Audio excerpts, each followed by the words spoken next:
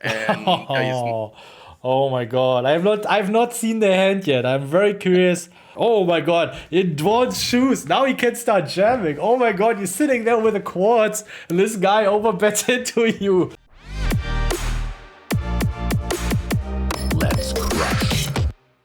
Hey guys, super epic piece of content that you were gonna see today, reviewing live hands from Charlie Carrell, Tom Dwan, some legends of the game. Super excited. Joining me today, Fallout. He's truly a flagship when it comes to poker coaching. And the why I'm also highlighting him so much. I know he's a typical humble German guy. He's not very loud, but he deserves a lot of credit. He has learned online poker. He has been also a coach for pokerstrategy.com for many, up until today, crushing online cash game, transitioned now several years ago more into live. So he's the perfect hybrid when it comes to applying concepts from online poker to live, making exploits, has gained a lot of experience. Very often you will only find a coach that is specialized in online like I am, or specialized in live, but he does very well combine the two of them. So whether you want to learn from him online as a private coach or whatever, or for live, you can get in both. And yeah, don't forget, we currently have the cash sale going on.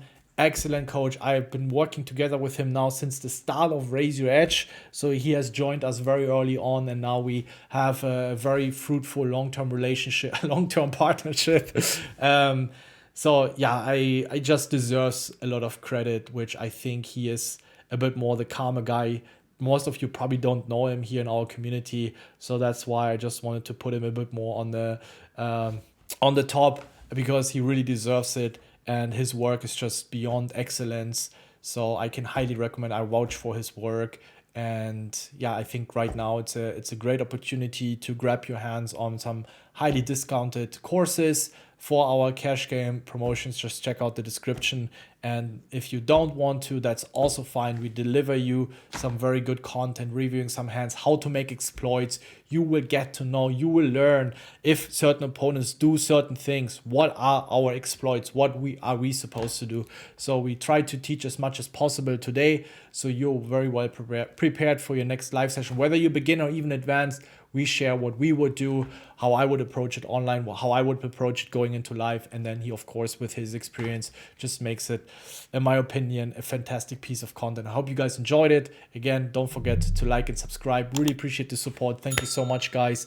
And then enjoy it. Also, one more quick announcement. We still have the charity support going on for the Ukraine. All the subs and donations on Twitch are going to Ukraine.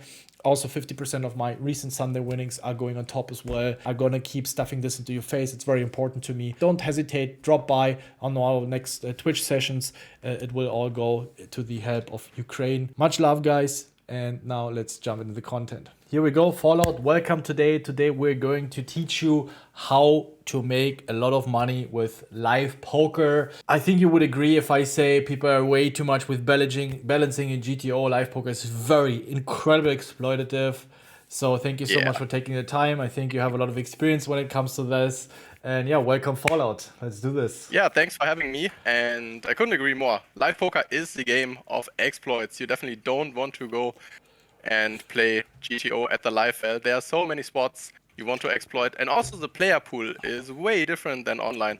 A lot of weaker opponents, a lot of players that just want to have fun. And a lot of people still apply outdated strategies. Yeah. And with our online experience, we can definitely play a way better game and see the mistakes from our opponents.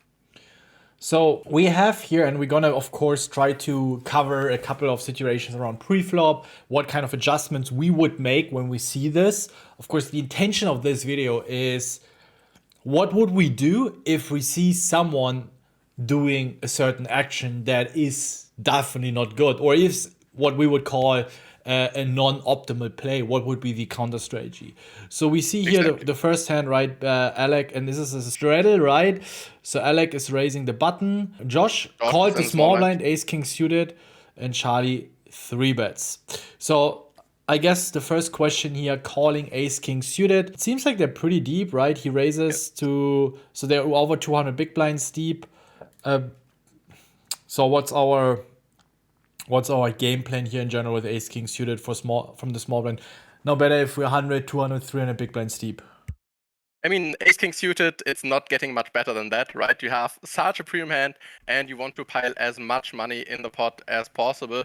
Even if you want to establish a calling range in the small blind, ace king is never part of that. We always want to 3-bet our super strong hands, force the big blind to go out of the pot, because when we flat call, the big blind gets an amazing price. He will also come along with a bunch of weak hands that still have a lot of equity, right? Ace king is a super strong hand pre-flop, but post-flop we have to improve. We have to hit an ace or a king, right? So our plan is to pile as much money in the pot as possible. And also, Alec on the button is calling a ton of worse hands against our 3-bet. When he has a weaker ace, a suited ace, Broadway, suited connectors, he's calling with all the weaker hands. And that's why it's so important to 3-bet here. And flatting with those super strong holdings is a huge, huge blunder. Even when the positions are a little bit earlier, even then it's a blunder, right? It's basically the same if we have ace king or aces. We should also never call aces in this situation, because the hand is so strong. And yeah, try to get as much money in the pot as possible now. There are a couple of thoughts that I would like to add. I could have imagined that Josh did this flat because of Charlie Carrell. Shout out to my man. is certainly very creative. So you might have thought, okay, I'm going to lay a trap for the big blind. But again, as you mentioned, if you have a very aggressive in the big blind, very aggressive player in the big blind, you also gonna get into a lot of trouble situations post flop. You're just gonna overcall 6-5 off. He's gonna overcall 6-2 suited. He's gonna overcall 10-8. A lot of hands that have life outs against you, and ace king 3-way will lose insane amount of equity, insane amount of EV. So this is where ace king suited is a no-brainer fist pump 3-bet, even if you have an aggressive big blind. Because what would be my main adjustment if I have an aggressive big blind that squeezes a lot?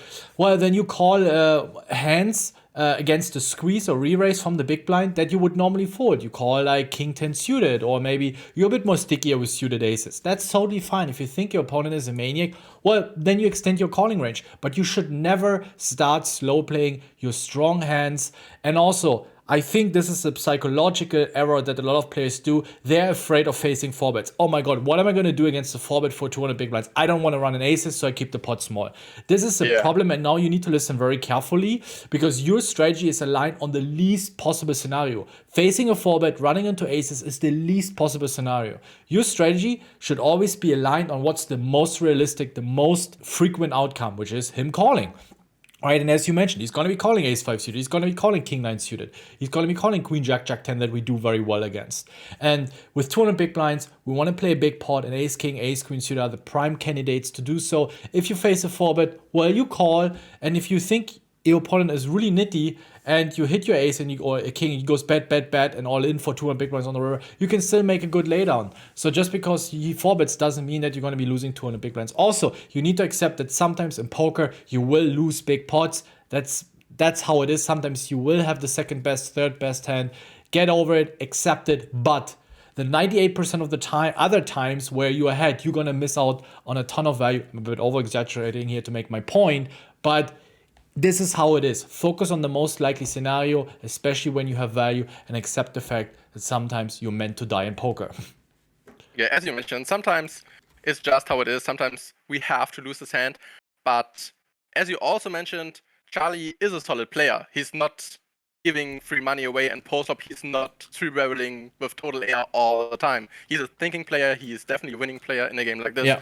So yeah, you are able to play post-flop. So don't worry about someone behind you 4-betting, because this rarely happens, only in a few % of the time. So yeah, you're better off thinking about the button, how he is probably reacting to your 3-bet, and then you just go from there. So crystal clear 3-bet. Now the question is, what would be the exploit? If I see people flatting hands that they're supposed to 3-bet, you should start open raising so much wider. I would start opening 10-7 off from the button. I would start opening king-5, king-6 off. I would start opening hands like queen-7 off. You get away with way more open raises because, again, you have the position advantage. Even with those hands, you can pot control. You're fully in charge of the action post-flop. You just wait until you have a good hand.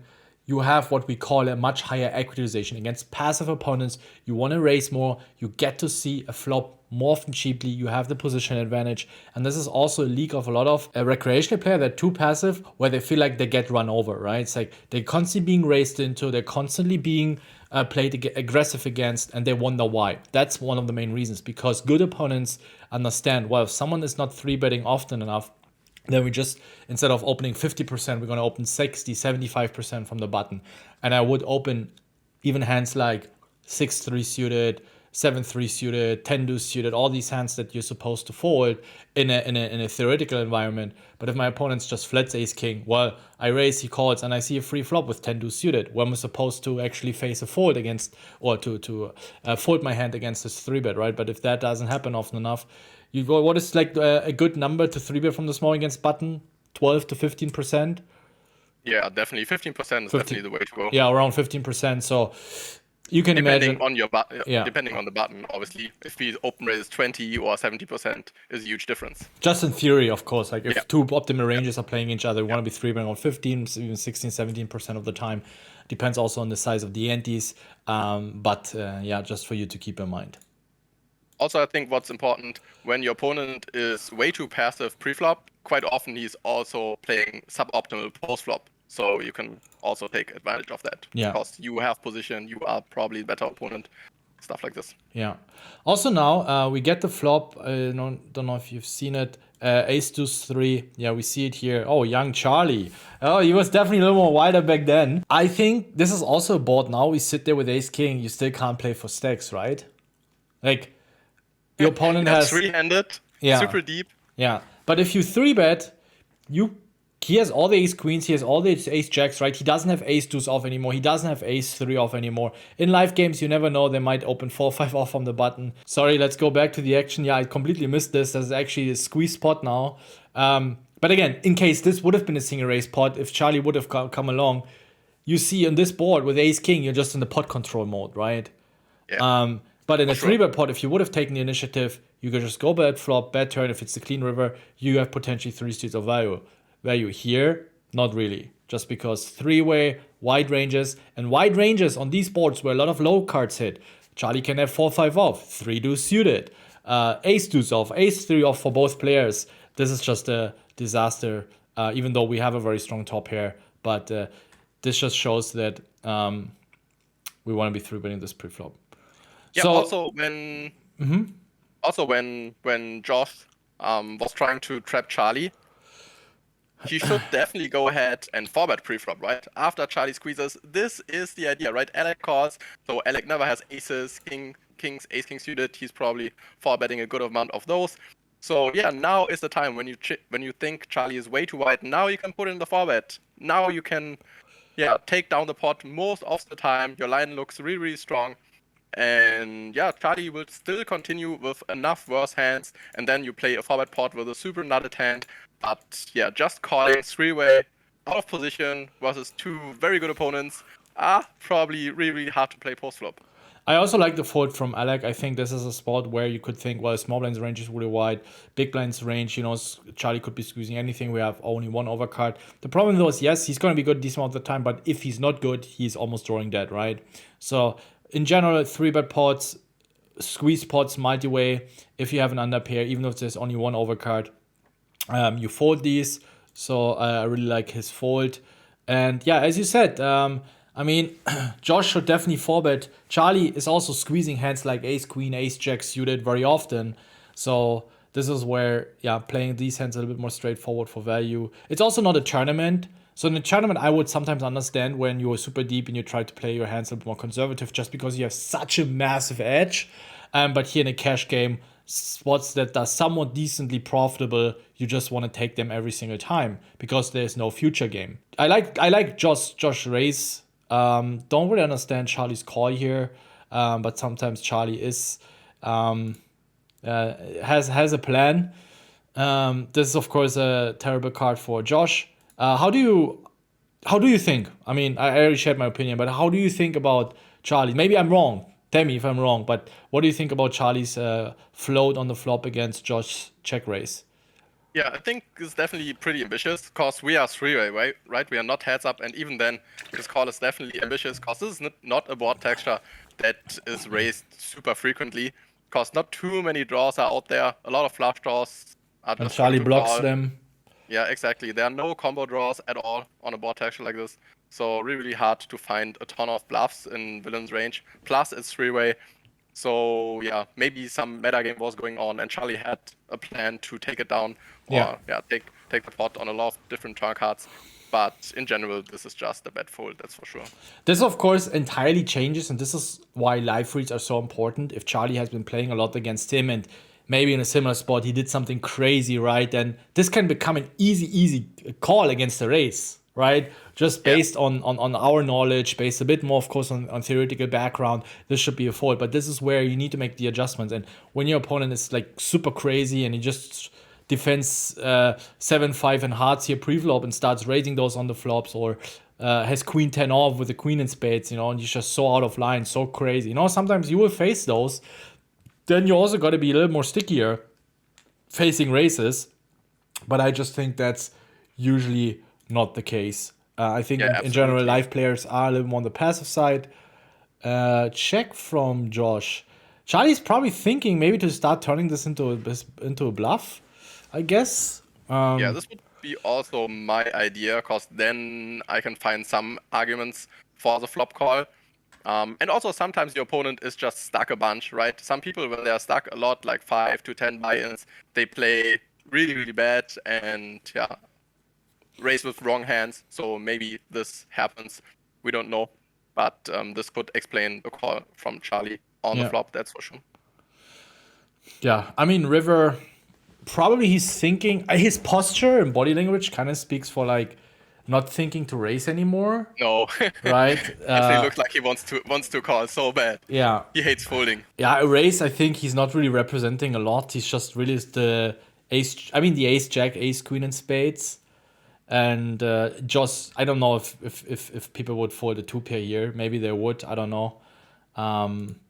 As you mentioned, he basically reps nothing with his check on the turn. I mean, some players don't think like this, and something you definitely... I wouldn't think like this in live games. Like, people just, I have 2-pair. Oh, there are straights and flush pots, so I fold, right? They have a harder time connecting the dots, and like, he check back, he look... They are not able to determine the ranges as much as we do, right? Like, we know, okay, he's repping very, very little. But also, he's not repping a lot of bluffs, right? It has to be queens. It has to be jacks with one spade. Yeah. It has to be king, queen off. Like, also some legitimate bluff catchers. So it's also hard to find like a lot of very unnatural and crazy bluffs in Charlie's shoes. So it's more... But I think what's also super important in live catch is that people bluff catch usually way too light.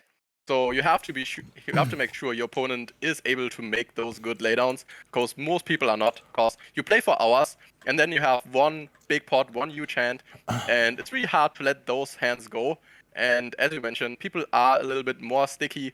You get a really strong hand rarely at the live feld, and that's why people love to bluff catch, love to see the river, and people hate to get bluffed. I mean, here, especially on television, but also when you just play in your regular casino, people don't like to get bluffed, so that's the reason why they bluff catch wider.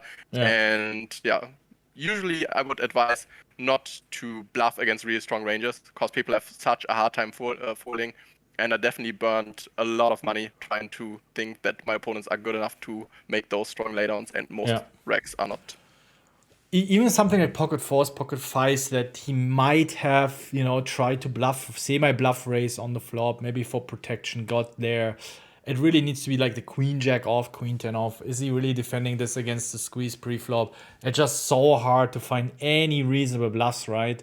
So, and if I put my opponent on like queen jack off, jack 10 off, they're gonna be better spots, right? Like, and it's, if he can have queen jack off, he can also have 8-6 spades, right? Like, yes, he can have a few more potential bluffs, but then he can also have way more value hands then.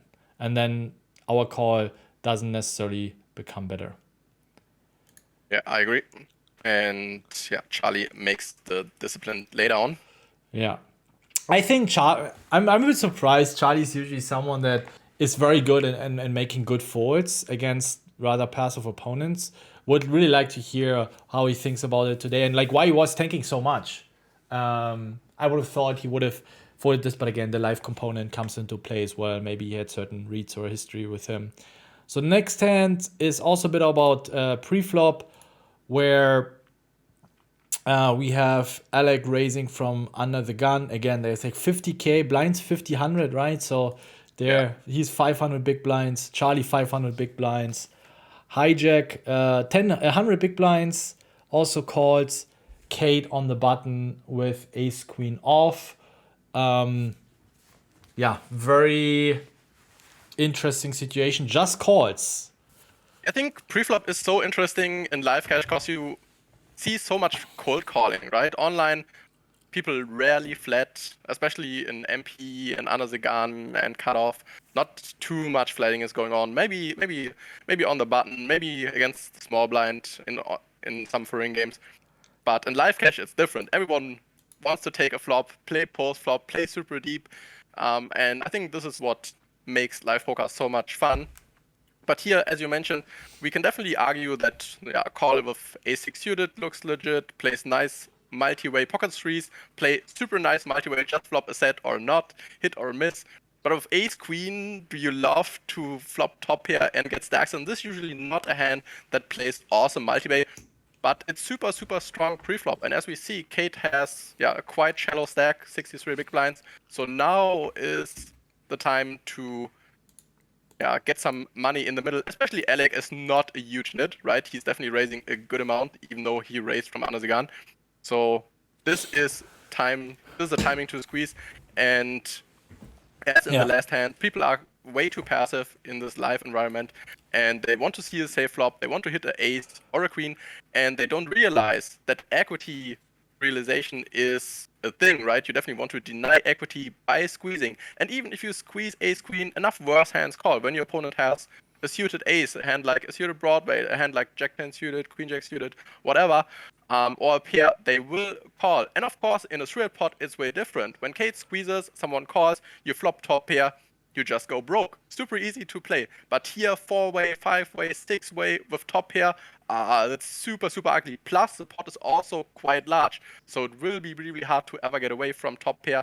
But when you get stacks in with ace-queen, multi-way, chances are quite good that you're crushed. Yeah, I really like this analysis. Also, with already 1k in the middle, she has 6k behind. Shoving is definitely also very profitable. Yeah, just jamming absolutely. it in, ace queen, ace king, taking those 1k in your pocket, very profitable. And look at the equities, and this is very interesting. If you get this heads up, you squeeze out all the action, maybe Alec decides to take a flop, your equity will go up immediately to 50% because you get ace-6 suited to fold. You get all the crap that is behind that. There was also a guy, I think, with ace-9 suited, or there's a guy with ace-7 suited. Pocket threes might fold. Or even if 3s and 7 call, at least the equity goes up to like 33, 34. So just already by thinning out the field, your equity share of the pot goes up. And this is something you need to be aware of. And that's why squeeze plays are so important. I just feel like people very often are feeling very uncomfortable making these squeeze plays. But as you said, think about a scenario, 14-way or 7-way or whatever this pot is going to be. You have to hit the miracle bingo cards and your opponent. Yeah. And very often a lot of pocket pairs are going to be in the mix. So if the board comes ace, queen, whatever, very often it's either the other two pair. Let's say the board is ace, queen, 8. Someone has queen, 8 suited. But very often it's going to be the money's going in against pocket 8s. And if the board comes ace 7-4, you still don't want to go with broke with ace queen. Yeah, you hate life. Yeah, it's similar with ace king earlier. So, and you're not often going to flop a two pair. It's so unlikely. But once you squeeze, let's say you squeeze to 1200, someone calls, the pot is going to be 2700 with blinds or whatever. I don't know if they actually have antes here in play. Let's say 2700. You have around 5k behind, you bet flop, bet turn all in, your opponent can call with worse ace. It's so much easier. If you face a 4-bet here with ace queen off, you have an easy fold this time. I mean, you signalize so much strength, especially when you're a more tight pair, tight aggressive style that we want to play in live games. You can fold easily against 4-bets. Ace queen off, even in the solver world online, ace queen off is just a fold against 4-bets. In most cases, unless you're in the blinds and you play against late positions. But if you squeeze against earlier positions, middle positions, you face a re-raise after you, or from the initial raiser, you have an easy time folding, especially in live games that are super soft. So And especially with shorter stack sizes, right? Because in live cash, with so much cold calling, squeezes are bigger, so 4-bets are bigger. So even with 100 big blinds, when Alec goes ahead and 4-bets, he knows he has to get all the money in the middle. He Yeah. cannot bluff with ace-2 suited and not call a shove. This is just not reality. And especially not against 60 big blinds. This probably starts with 200 big blinds in this game. And what you see here, especially with these hands, ace king, ace queen, even ace jack, I would even squeeze ace jack here, is that now we see ace 9 suited enter the pot. And look what happened to Kate's equity. Keep in mind she had 29% four-way. Now a dominated hand enters the pot. It goes down to 23 because of course ace queen, ace 9 suited entering the pot claims share, can hit flushes, the nines are live. And we see actually that a hand like, 1 second. Oh, we have a flop already. So we had the pocket sevens on 43. That's interesting to see. Or a hand like pocket threes. We actually see these lower pairs here. They're not losing so much, right? They're not, because as you said, it's just hit or fold. Of course, seven suffers a bit because another overcard comes into a pot. But pocket threes, especially now if someone has deuces to fives here, they don't mind. They don't mind a lot of people entering the pot, the pairs. But your ace-x hands really suffer from that. Especially now if someone would enter with 8-9 suited or 10-9 suited, this would be even worse with ace-queen off. Yeah, definitely. And that's why you should also avoid calling offsuit aces. So even when we are on the button and we have a hand like a7 offsuit, we should always fold because those hands play so poorly multi-way. You basically hope to flop 2-pair, and if not, you have no idea where you're at. And that's why you want to focus more on suited hands and always squeeze your strongest aces and your strongest pairs. This bet from Alec, this is really weird. How would you? What would be your hands that you would be betting? I'm not saying it's bad. I find it weird, unusual. I would not do it. I'm not saying it's bad, but like I'm interested to hear what you think about his approach of leading out here. I mean, he was a pre-flop progressor. He bets super small, so it has not to work super quite small. often. It's half pot. No, its pot is 1500. He bets 700. Oh, you're right. Yeah, don't really like his strategy. I thought pot was already 2.3k. But even then, definitely like a way more polarized approach against so many people. I mean, even when I want to value betting lose is maybe hand like queen jack, right? But not pocket sevens. Against 4 opponents, this is just way too loose in my mind. So I would probably bet jack axe, gut shots, straight draws, so hand like 5-6. Maybe a hand like 6-7 suited with backdoor flush draws. You want to have equity if called, right? Yeah, exactly. So you definitely want to have equity if we get called. And with pocket sevens, we basically have 2 outs, maybe 1. Who knows?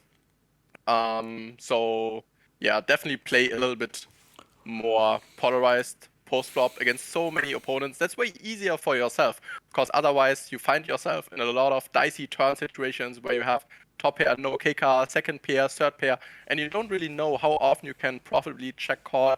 And yeah, in general, those hands are pretty nice to just check fold multi-way. Yeah, I think this is a board where I would always be checking.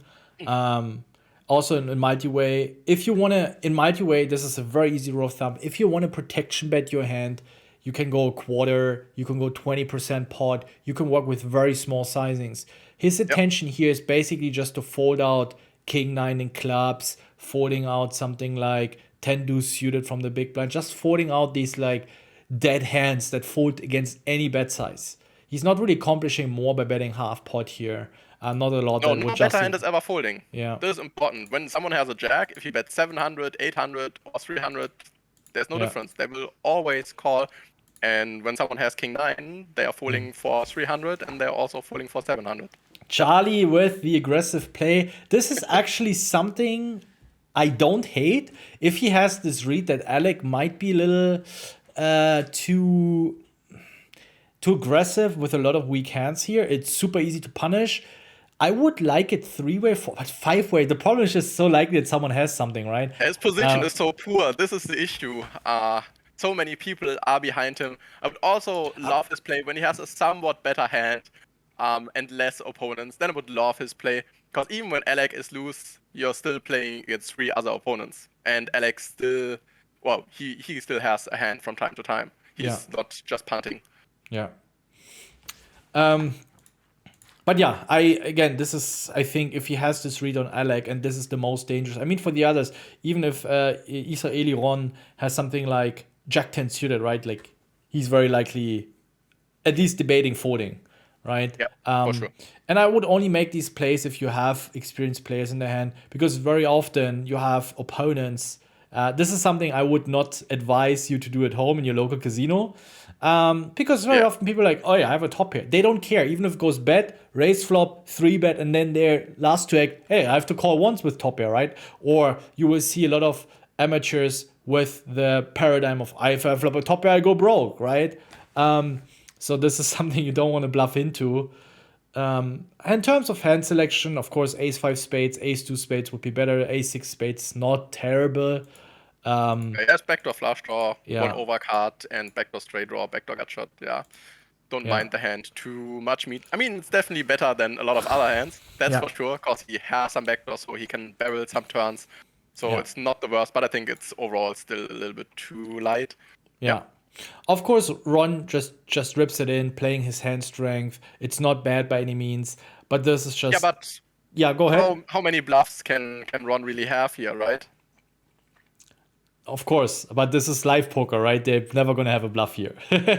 So yeah, but there you see some people still play this outdated style. I have a set, and you just grab as many chips as you can and throw them in the middle. But when you think about it, by flat calling, he earns way more, because there are basically no draws or just very few draws on this board texture. So when he just flats, yes, it looks strong, but when he just flats, he still could have had like Jack 10 suited, like you mentioned, and like Queen Jack suited. A hand that would maybe fold on some runouts.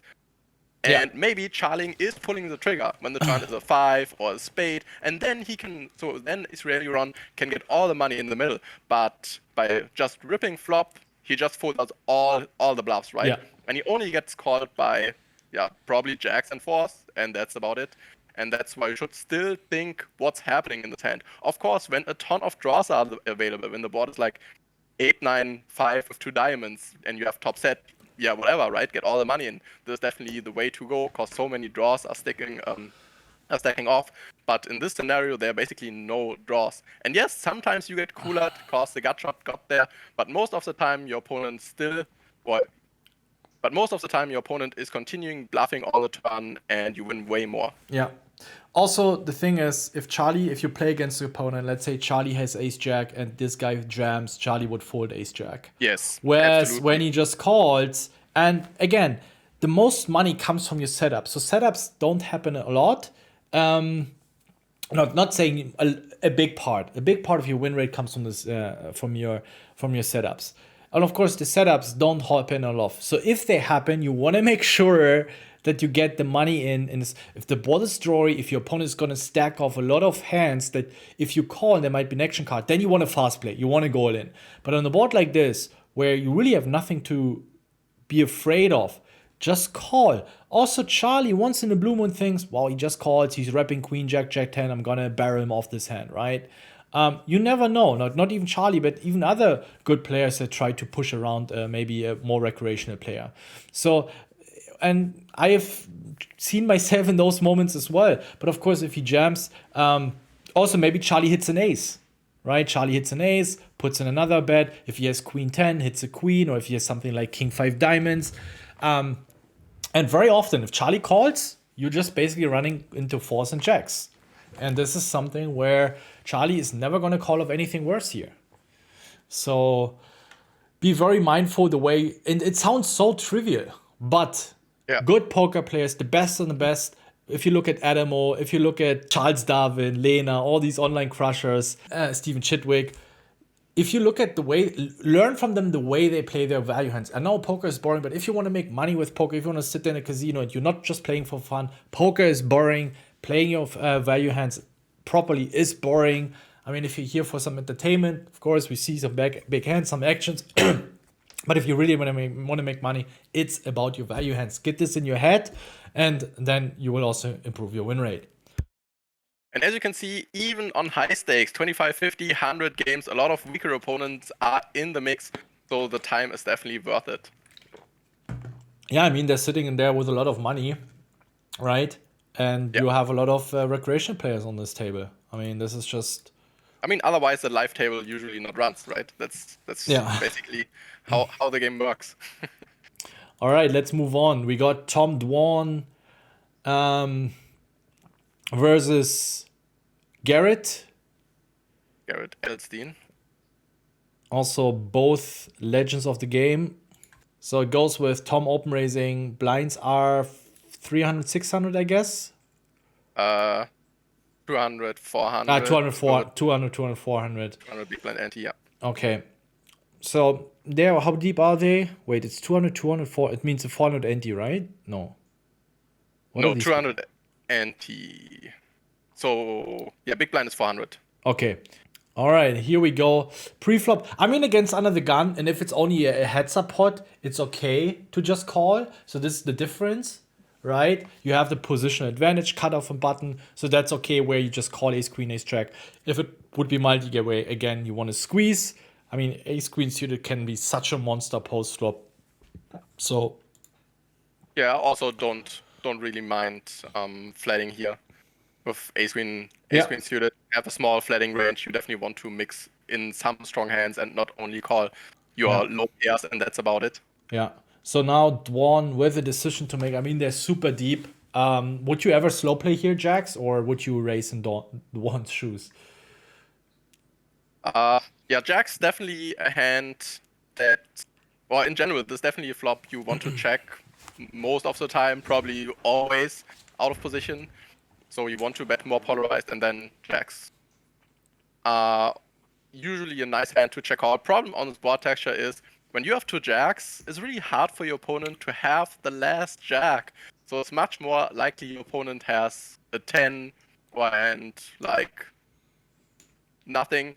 So a hand like backdoor, flush draw, maybe a hand that has equity. Maybe your opponent also has some 8-9s, some king 9s, some queen 9s, whatever. But yeah, I would definitely prefer to raise the weaker sets so that don't block top pairs, so pocket 4s, pocket 10s, even jack 10. I like it a little bit more because then more jacks are left in the deck. But yeah, when you have two jacks, it's so hard for your opponent to have a lot of jacks. Yeah. I mean, let's face the truth. The money can only get really, really big when your opponent has a 10, a 4, or a draw, right? At least until the river. Yes. 10s or 4s. So I'm just trying to focus, okay, what's on the most likely scenario to get a big pot. So I assume, okay, my opponents, if they have 10s or 4s, so I just go ahead and raise. I mean, I feel like we have so many hands we can pot control with, like queen jack, ace 10, king 10, ace king, ace queen. It's so easy for us to have a wide check call range on the flop that I feel like we don't need to put 10s in there. And I would just go really big. I mean, we're super deep. I mean, it's hard to get the stacks in, but this is where I would advise everyone just play it straightforward. And single raise pot. Yeah. Super, super deep, as you mentioned. But He there calls. you also see... Interesting. Whoa. Whoa. Yeah, It's... turn is a nice one. So now I think Garrett would love to see when stacks get in. But also I think what this hand shows you, Tom is the super wild online player, right? And he still is, but he's still checking flop. It's not that he's just giving free money away. He plays a solid strategy. Yeah. And I think those hands show you why those people are so good. Yes, he's open raising quite loose. He's open, or he's 3-betting and 4-betting more than other people do. But he understands the game. He is a winning player. And oh my god. I've not seen the hand yet. I'm very curious. I mean, Dwan's gonna check, I guess. Garrett is gonna bomb. Tom is gonna raise, and Garrett, I don't see a word how he can fold this. Dwan just doesn't rep any, like he just, Garrett's mind's gonna be like, right, jacks 10 slow play once in a blue moon, right? But Tom, you know, he could be on ace 10, he could be on queen 10. Like he has all these hands he's coming to the row with, and it's so much easier to have these bluffs than just these value hands. So I don't see, especially against Dwan, right? We have seen some crazy stuff from him. I mean, he's one of the craziest live cash game players in the world and one of the best, certainly. So would love to see how I mean, it would be an honor to play against him. Like, who would not enjoy to play against him? I would probably shit my pants, but I want to Yeah, see love to see 25, him on high stakes poker. 25K. And How do you think about this overbet here? Oh my god, in Dwan's shoes. Now he can start jamming. Oh my god, you're sitting there with the quads, and this guy overbets into you. Oh my god, I would be it's loving not getting life. much better on that. But I think even on the turn, it was interesting that, well, not interesting, but it was a good play to just bet big by Garrett, because you don't want to bet a jack, right? You don't want to bet a 10. You want to bet your really, really strong hands and some bluffs. And a lot of people just start betting small when they have those nut hands. They think, Yeah. oh, my opponent is calling when I bet smaller, and I don't want him to fold, so they bet one third, 1/4 pot on the turn, just to keep your opponent in the pot. But this is the wrong idea. Always think about which hands do I want to bet. And as we mentioned before, people hate folding, so start piling money into the pot. And yeah, River, I mean, Dwan loves it. Obviously, who would not love this situation? Drills the nuts on the river. The question is just how big you want to raise in this situation, right? This is definitely tricky. Also really hard against this line to find too many bluffs. I mean, it's drawn, so maybe he has some 10x, some king x. He could turn into a bluff, but it's still really, really hard to find a lot of bluffs. I mean, it's like this the really strong line. Yeah, you're right? Queen 8 suited, maybe 9-8 suited. I feel like the way Garrett approached this hand on the river is like Dwan's line looks so much like Queen Jack, Jack 9 suited, like an Ace 10, Queen 10 that just wants to maximize value against those, right? That Dwan has a hard time. Yeah, that Dwan has a hard time folding these. That he slow played on the flop. Oh, I honestly like I have no idea what I would do in Garrett's shoes. Is it what's okay? Let's look at the sizing. 25K, he raises to what? I mean, of course, that's a snap call, right? 68K. Yeah, I think you have such a hard time folding. It's Yeah, what is it? I 2.5x? would never fold A against bit more. that size. Yeah. Yeah, when you think your opponent is able to have at least some bluff. I mean, in most lineups, you can just fold in those spots all the time with ace queen, because no one ever bluffs when you are in your standard casino game. Yeah. I It's basically never king saw- jack, right? It's a slow plate. It's a pot controlled kings. They're scared. Yeah. They don't want to run into set. They wake up with hands. They're like, wait, how can you have kings here, right? This is just as you said. I would like to see a bigger raise from Dwan. Again, like there's also a lot of meta going on. Maybe he thinks this sizing is perfect against him. But from a more theoretical approach, if I would have this hand playing myself online, because I know my opponent cannot have kings, he would very often 3-bet jacks pre. He would 3-bet some ace queens pre-flop. We have kings that we can pot control on the flop. We can have the king jacks as well. We can still have the few tens jacks. So I feel like Jacks, we can even raise sometimes ace. We can probably still value raise king, ace, queen. Yeah, of course, against queen 9, against ace jack, queen jack.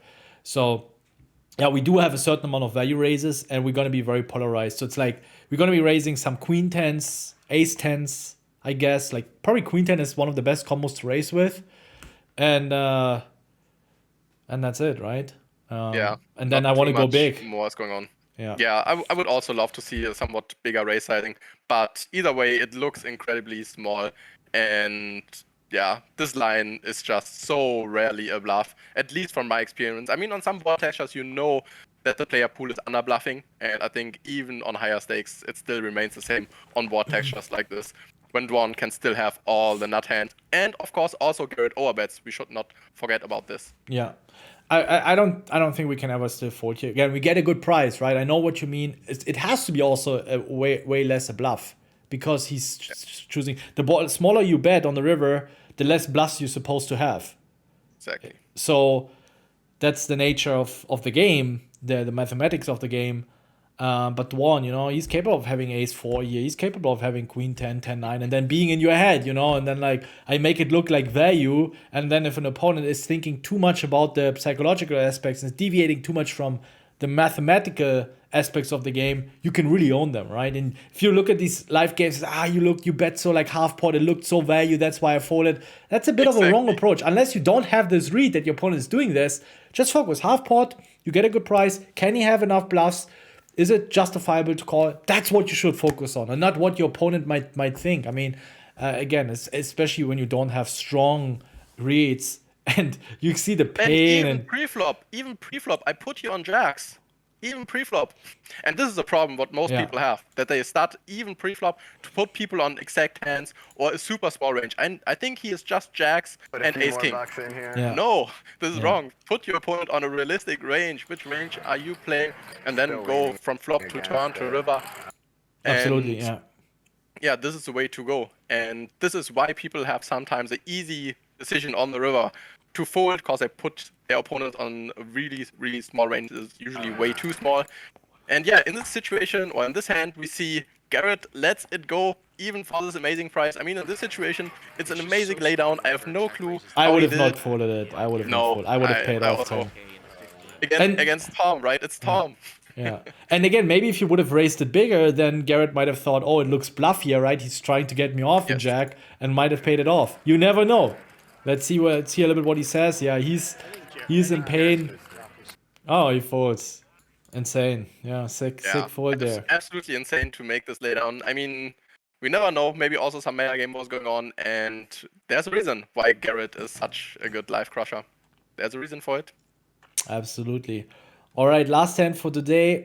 All right, so some interesting pre-flop ranges going on. We have Krish raising blinds are 100, 200 plus the 200 big blind ante. He opens to like almost 5x the big blind, right? No, 5.5x the big blind. Yeah, we don't see the open raise sizing. Maybe there was straddle going on. Anyway, 3-bet, 4-bet from Tom. This is certainly something where usually don't want to be 4-betting with suited connectors. Again, from an exploiter standpoint, we can't really say we don't know what reads he has on Gal. If he knows that Gal is 3-betting 5-3 suited and shit, then it's certainly a great adjustment. As we see, he's way too out of line with the hands he's choosing to 3-bet with. Way too weak hands. It looks beautiful, but your opponent is going to be calling so many hands that have you dominated all the over pairs. You really need to hit a miracle flop or pull off a big bluff post flop. So here, looks from an exploiter standpoint, a very nice play from a theoretical point. It's not the type of hand you want to be 4-betting with because you block, and this is the main problem here, you block the 3-bet folds. You block ace-7 suited, you block ace-8 suited, you block king-8 suited, 9-8, jack-9, jack-8 suited.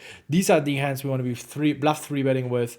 And yeah, having two cards that block those is a bit of problem. You don't block any value. But again, if your opponent gets so out of line, then you can throw this overboard, all this blocker bullshit, and just start going after them. I would definitely love to see this when Tom is in position, right? Out of position, you always have the problem that Gal is also continuing with way more hands because he has a huge positional advantage. And of course, you play the whole hand out of position here under the gun versus button. And also from my experience, players hate folding to 4-bets because online when you 4-bet, people just fold Move to the next hand. pretty frequently. But live, this is just not happening. Even when people bluff through it pre-flop with a weak hand, unless they have something super poor offsuit, then they're usually quite sticky. So for example, here we see Gal is continuing with 5-3 suited. Online, this is just not happening. Plus also you have the problem, quite often you are really, really deep. And of course, against those 4-bets, no one is folding because you have so much money behind you can still play for. Yeah. I like the continuation bet. I mean, this board, Gal is going to have like king 9 and hearts, right? He's going to have 9-8 in spades. He's going to have ace-7 in spades. All these hands he might be bluff 3-betting with that have missed. I would have liked a much smaller sizing from Dwan. I feel like this is way too big. I think just 7-8K does the job. Not sure why he chooses to bet so big. I mean, I think if Gal is on king, queen off, king and diamonds, if he's on a pair with a diamond, if he's never going to be folding anyway, right? So you just... No, he's folding no diamond. Yeah. So you're just attacking those auto folds. Gal now has an easy call. Exactly, he can never fold, right? Yeah. Oh, he folded. Yeah, exactly, he folded. Oh, I was like, let's go to the turn. This is why live poker... I was like, let's go talk about the turn. This is so funny in live cash, right? I mean, here in live cash, sometimes you see people blundering pre-flop and was call gonna let super it go trashy before hands this one, that yeah. can never be good. And then they flop an open and straight draw, they flop an overpair, and they fold to one single bet. Yeah. This is a problem. So when you I mean, call it's with not a weak problem. hand- It's good for players that can take advantage of that, right?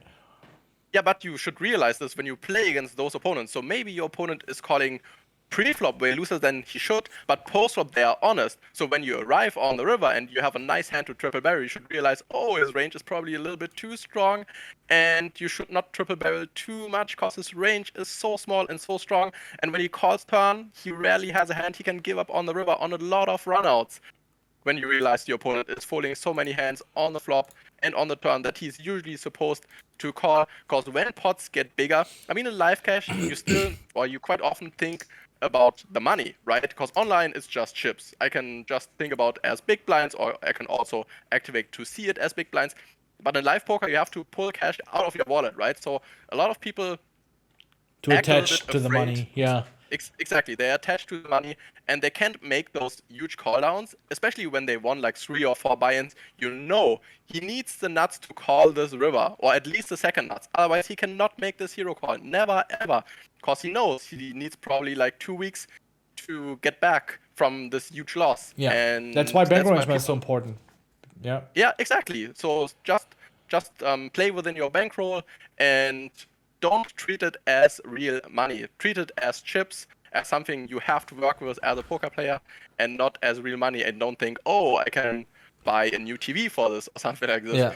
This is always a bad idea because this just leads to huge folds or bad folds overall or bad calls. Just play your standard game. And if you feel like you want too much, you feel uncomfortable, just stand up, drive home, and come back the next day.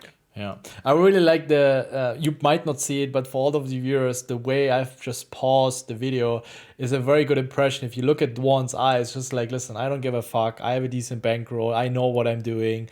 And of course, if he also knows that the opponents might be very sticky preflop, right? That's then another exploit. If you know they call it off hands, but then are afraid to continue, you can apply a lot of pressure. Of course, you should be betting a lot. You should be very aggressive. Usually, the game plan for live games is also something you teach in the course, in the live course. I mean, you play a lot in casinos, so you know what you're talking about. You have the background in online. You understand the theory, and this is why I think you're one of the best coaches out there to teach that. Very often you will find a cash game, either an online cash game coach or a live cash game coach, but you learned online poker, you crushed online poker, and then now you transitioned more into playing live games. I mean, you have been around now for also more than a decade, so you know it's a bit more chill to play live, right? Exactly. So this is, I think, the main game plan. Wait for good hands, bet big, go straight forward, punish players being too sticky. But then the next step would be also identifying those who are sticky pre-flop, but then just afraid of calling down post-flop, calling way too wide pre-flop, then having to fold a lot post-flop if they're not willing to call down with garbage you. And then on the other side have those maniacs who just call down everything.